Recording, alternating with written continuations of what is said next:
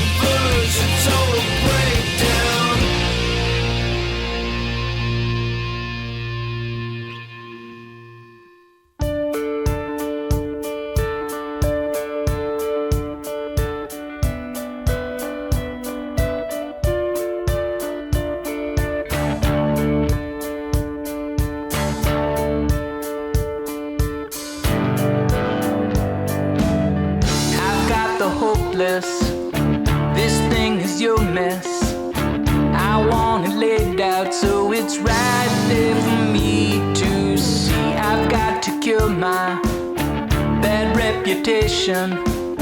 Let's flip the script on all the Joes who fail to see. This shit is golden, not that I care much. We'll pass it on so I can finally see that me on the